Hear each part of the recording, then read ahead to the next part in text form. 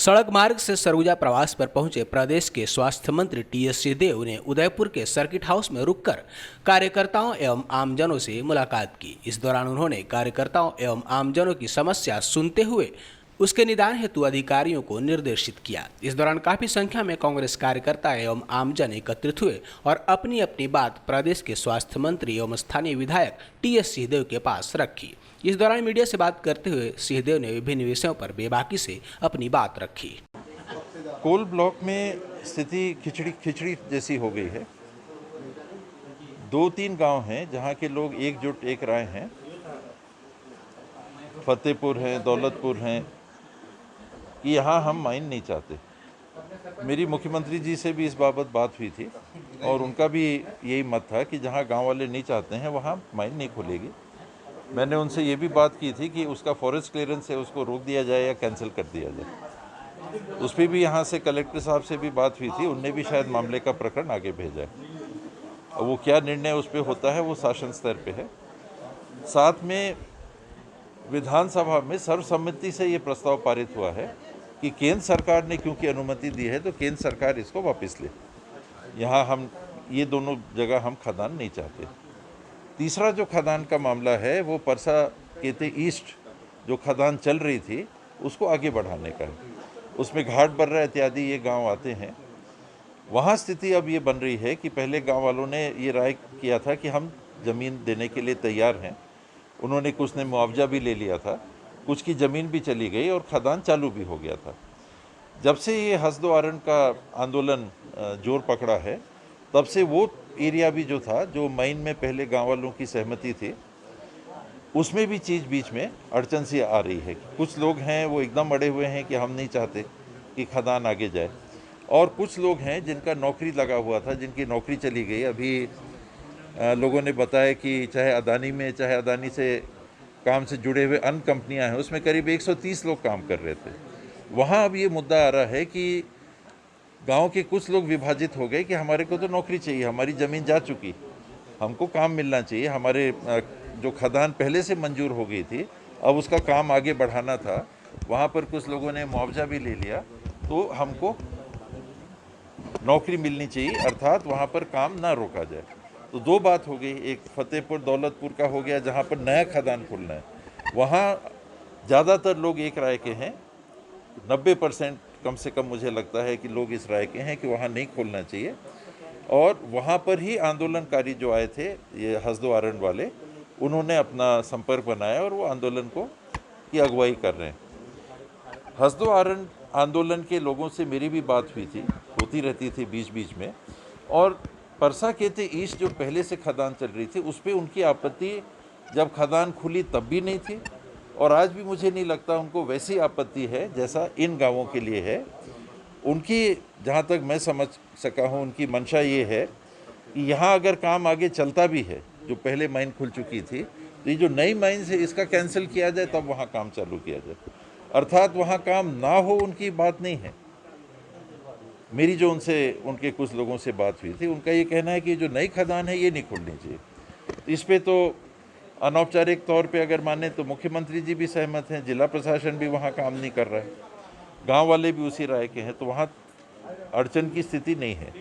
यहाँ एक्सटेंशन जो है खदान का, वहाँ नई बात अब सामने आ रही है, नौकरी की बात। और लोग ये भी बता रहे हैं कि 91 लोग हैं करीब जिनकी ज़मीन खदान में जानी थी, पट्टी की ज़मीन, उसमें 30-35 लोगों को मुआवजा भी पूरा मिल चुका है।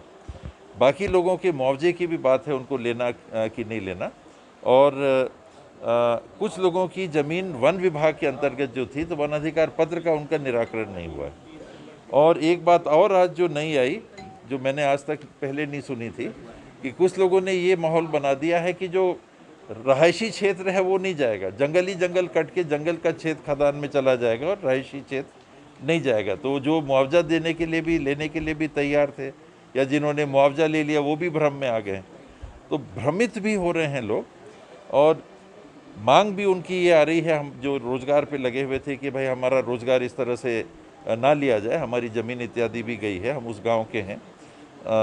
तो ये स्थिति है। मैंने अपने साथियों को बोला है कि आप जाइए, एक एक घर से आप पूछ के राय लीजिए कि आखिर वस्तु स्थिति क्या है।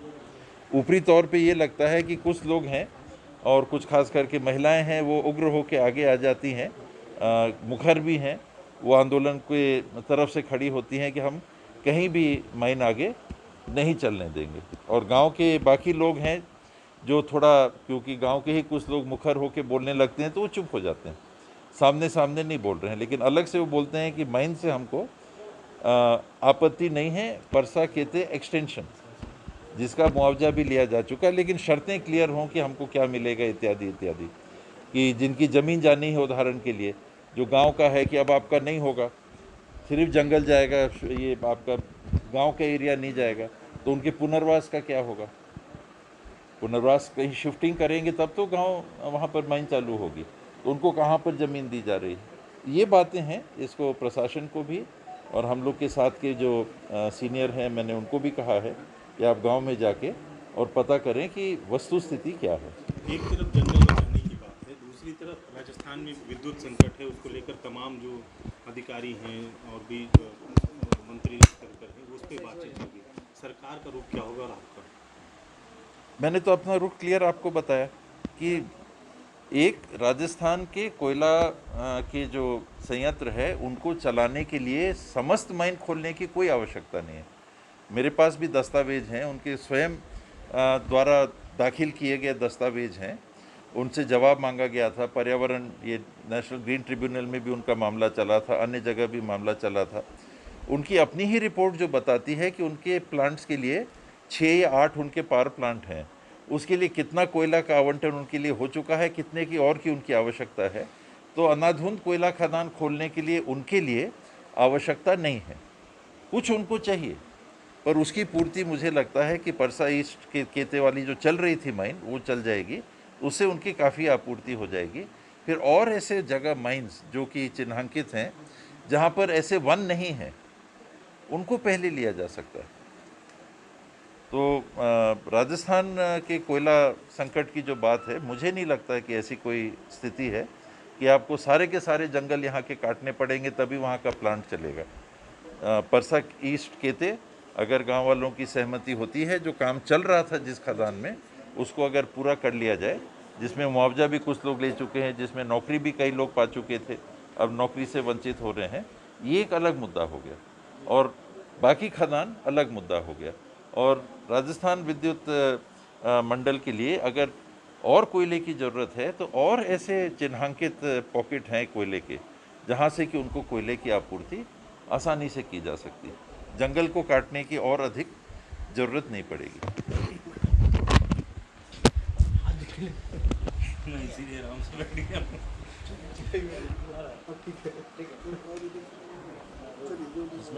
सर, भाजपा में भी बदलाव लगातार हो, चाहे प्रदेश स्तर से देखें, जिला स्तर के, इस बदलाव का असर कुछ देखते हैं क्या?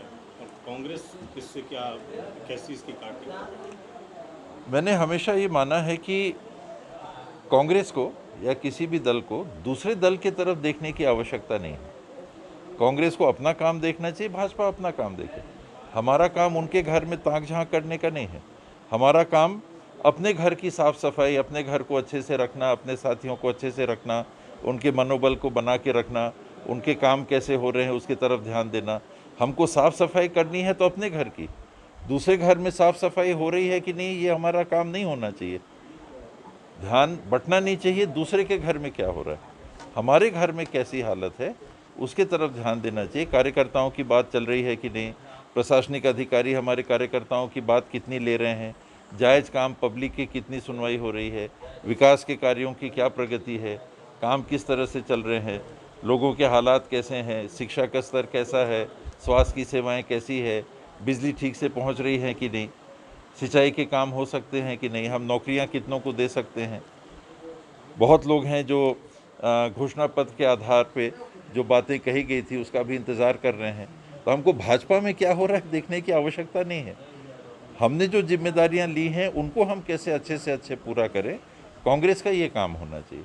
भाजपा ने परिवर्तन किए हैं, 15 सीट उनकी रह गई, 90 में से अप्रत्याशित परिणाम आए पिछले चुनाव में। कोई नहीं सोच रहा था कि भाजपा इतनी ज़्यादा टूट जाएगी 15 साल शासन करने के बाद। हम लोग भी सोचते थे कि 30 सीट के आसपास तो आएगी, 25, 30, 35 सीट भाजपा की आएगी, 15 सीटें आ गई। तो उनका भी मनोबल टूटा हुआ है। अब वो अपने घर को अपने हिसाब से सजा रहे हैं, बना रहे हैं। नया मुल्ला है तो ज़्यादा प्याज खाता है, अभी नए लोग आए हैं। 1 साल का वक्त बचा हुआ है चुनाव को, आप बोले कि कई लोगों को अभी भी इंतजार है घोषणा पत्र के। हाँ, पूरा हुआ? उसमें है, करने का प्रयास होना ही चाहिए। हर तरह से बजट की एक बात आती है, फिर भी कई ऐसी बातें हैं जो अभी भी की जा सकती हैं और की जा रही हैं। नियमितीकरण किया जा सकता है कि नहीं, नाम मंगाए जा रहे हैं नियमितीकरण करने के लिए। हम लोग अपने तरफ से मुख्यमंत्री जी को संदेश भेजते रहते हैं, बातचीत होती है तो करते रहते हैं। आगे भी घोषणा पत्र की बातों को मेरा प्रयास रहेगा कि मुख्यमंत्री जी को का ध्यान आकर्षित करता रहूं कि ये जो चीज़ें बची हैं उनको हमको पूरा करने के लिए पहल करना है। तो ये चलेगा और कुछ काम और होंगे, कुछ काम हुए हैं। 36 प्रमुख बिंदु थे घोषणा पत्र के, छत्तीसगढ़ के 36 लक्ष्य, उसमें से 19-20 मेरे ख्याल से पूरे भी हुए हैं। 36 में से तो बाकी बचे हैं। और छोटे अंदर अगर पढ़िएगा घोषणा पत्र में तो 280 बिंदु हैं। तो 280 बिंदु में कुछ हुए हैं, काफ़ी कुछ बाकी हैं। कर्मचारियों का विशेष करके काफ़ी कुछ अभी उसमें बाकी है। घोषणा पत्र जब बन रहा था तब आप हर वर्ग के पास गए, और अब जब आप सरकार में हैं, मंत्री हैं, कितने संतुष्ट हैं जो घोषणा पत्र बना था, कितना पूरा कर पाया 4 साल के जो सरकार के काम करे? प्रमुख जो मांगे थी, प्रमुख जो लक्ष्य थे, ऋण मुक्ति वाला बात था, वो हो गया। आप ऊपर से नीचे उतरेंगे तो 1, 2, 3, 4, 5 ये हो गए। ऋण मुक्ति हो गई जो होनी थी। 2500 रुपये में आज उससे ज़्यादा धान की खरीदी हो रही है। 1800 रुपये मक्के का दाम हो गया, 355 गन्ने का दाम हो गया। ये सारी चीज़ें हो गई। बिजली बिल हाफ हो गया, तेंदुपत्ता 2500 से 4000 हो गया। प्रमुख जो कुछ काम थे वो एक तरफ से हुए, लेकिन और जो काम है, मितानिनों का पारिश्रमिक बढ़ा क्या, नहीं बढ़ा। जो पेंशन मिलता है, सामाजिक सुरक्षा पेंशन, विधवा पेंशन इत्यादि, अभी भी कितना है, 350। हम उसको पूरा कर पाए क्या, बढ़ा पाए क्या, नहीं बढ़ा पाए। ये अति आवश्यक है कि हमको उसको बढ़ाना चाहिए। उसके लिए जो खर्चा लगेगा उसका जुगाड़ करना पड़ेगा। पहले कौन सा काम करना, पहले डामर की सड़क बनाना या पहले पेंशन बढ़ाना। अगर पैसे सीमित हैं, पैसे नहीं हैं वाली बात तो नहीं है। 1,10,000 करोड़ का आपका बजट है, तो पैसे नहीं हैं तो ऐसा तो नहीं है। पर 1000 काम करने, ये पैसे से आप 500 काम कर सकते हैं एक साल में। तो कौन से 500 पहले करेंगे? तो आपको चुनना पड़ेगा कि पहले पेंशन देना कि पहले बिजली लगाना। 5 लाख कर्मचारी नाराज हैं सरकार से। तो बात कही गई है घोषणा पत्र में। उनकी नाराजगी इतनी थी कि डीए तो बढ़ा है, मेरे ख्याल से 28% हो गया है। उनके प्रतिनिधि मेरे से भी मिलते हैं, उनका ये कहना था कि जो आईएएस अधिकारी हैं उनको 31% मिल रहा है, हमको 28% मिल रहा है। कम से कम आईएएस अधिकारियों के बराबर हो जाए। मैंने पूछा पहले आपको कितना मिल रहा था, उनको कितना मिल रहा था, तो उन्होंने कहा आईएएस अधिकारियों को 31% मिल रहा था, हमको 23% या 21% मिल रहा था। तो उनका बढ़ा है, 28% हुआ है। लेकिन उनकी पीड़ा है कि एरियर्स हमको नहीं मिले, कि जब से ये लागू हुआ तब से हमको जो मिलना था वो नहीं मिला। तो ऐसी बातें अगर होंगी तो मेरे ख्याल से वो जो नाखुशी है वो कुछ हद तक दूर भी हो जाएगी। ज़रूरी नहीं है कि 31% मिले, वो उन लोग भी समझते हैं कि पैसे की दिक्कत जाती है, लेकिन जब से एरियर्स चालू हुए तब से कम उनको मिले, ये उनके मन की बात है, लेकिन वो बाबा जायज़ सरकार भी का है। जो रवैया रहा उसको देख के तो लगता नहीं कि कोस हो पाएंगे कर्मचारी। ये सरकार के सामने चुनौती है। सबको खुश किया भी नहीं जा सकता, लेकिन कई काम ऐसे हैं जो किए जा सकते हैं। और जैसे मैंने कहा, मेरे लिए पेंशन बहुत अहम प्राथमिकताओं में है। शासकीय कर्मचारियों को जो नहीं के बराबर मिल रहा है, प्रेरक हैं, अभी प्रेरक साथी आए थे, उनको हम कहीं नौकरी दे सकते हैं क्या, अभी उस दिशा में हम नहीं कर पाए। कर्मचारियों के लिए हमने कहा था कि शिक्षा कर्मियों का हम संविलियन कर लेंगे, हमने कर दिया, लेकिन 36 कर्मचारियों के संगठनों की मांग थी, वो अभी अधूरी है। हम आंगनबाड़ी कार्यकर्ताओं को कलेक्टर दर दे पाए क्या, रसोइयों को हम कुछ दे पाए क्या, सफाई कर्मचारियों को हम कुछ दे पाए क्या, अलग अलग विभागों में वेतन की विसंगति है उसको हम पूरा कर पाए क्या। तो ये चीज़ें हैं कर्मचारियों से जुड़ी हुई बहुत सारी चीज़ें, जो अभी डेली वेजेस में जो काम कर रहे हैं उनका क्या होगा, उनको हम नियमित कर पाएंगे कि नहीं। तो ये मुद्दे हैं जिस पे सरकार के पास अभी भी समय है। कि वो प्रयास करके इनको पूरा करें। धर्मजीत सिंह की कांग्रेस में वापसी हो पाएगी? अभी वो कांग्रेस में तो मुझे नहीं लगता वो आना चाहते हैं। कांग्रेस में आने की बात तो मैंने नहीं सुनी। अभी हाल में मैंने सुना था कि वो भाजपा में जाने की बात हो रही है। कांग्रेस ये उनके पार्टी ने उनको पार्टी से निष्कासित किया। एक वैधानिक स्थिति में समझने की कोशिश कर रहा था, तो जब अमित जोगी जी के खिलाफ कांग्रेस ने कार्रवाई की थी तो विधायक बने रहे थे, कांग्रेस से निष्कासित माने गए थे, लेकिन विधायक विधानसभा में बैठ के वो कार्रवाई में भाग लेते थे। तो आज धर्मजीत सिंह जी की वैसी स्थिति हो गई, उनकी पार्टी ने उनको तो हटा दिया, वो विधायक बने रहेंगे। अब दूसरे दल में जाने के लिए, जैसे हमने महाराष्ट्र में देखा कि 2/3 से अधिक मूल पार्टी के एमएलए जब एक साथ हुए तो विधायक दल का गठन कर सकते हैं, एक नई पार्टी का गठन कर सकते हैं। तो जो जोगी कांग्रेस हैं उनमें अब 3 विधायक बचे, 2/3 2 हो गए। तो 2 विधायक अगर एक अलग दल बना लेते हैं और वो दल बना के और फिर दूसरे दल में मर्ज कर जाते हैं, चाहे कांग्रेस में चाहे भाजपा में, तो वो संभावना है। अब वो कांग्रेस क्या में करेंगे संभावना तो है? उनके हाँ कांग्रेस वापसी लेगी तो कांग्रेस की संभावनाएं दिखती हैं। कांग्रेस का मुझे अब कम लग रहा है। देवव्रत जी थे, उस समय काफ़ी बात हुई थी, मैंने आगे भी बात की थी। आगे के हमारे प्रभारी पुनिया जी, उन्होंने भी एक दिन मेरे से इस बाबत बात की थी, मैंने अपनी राय भी बताई थी कि उस समय तो जोगी मैडम भी कांग्रेस आने को तैयार थी, देवव्रत भी तैयार थे, प्रमोद भी तैयार थे, धर्मजीत भाई तैयार उस समय नहीं थे। आज की स्थिति में वो अपने जोगी कांग्रेस से हटाए गए हैं, तो असंबद्ध विधायक की उनकी स्थिति है। प्रमोद जी का भी स्टेटमेंट उनके साथ में आया है कि हम दोनों एक साथ हैं, तो अब वो 2/3 हो गए हैं। रेणु जी क्या करेंगी, ये दोनों क्या करेंगे, तीनों मिलके एक नया दल बना के और फिर किसी दल में जाएंगे क्या? रेणु जी का भाजपा में जाना मुझे नहीं लगता कि संभव है।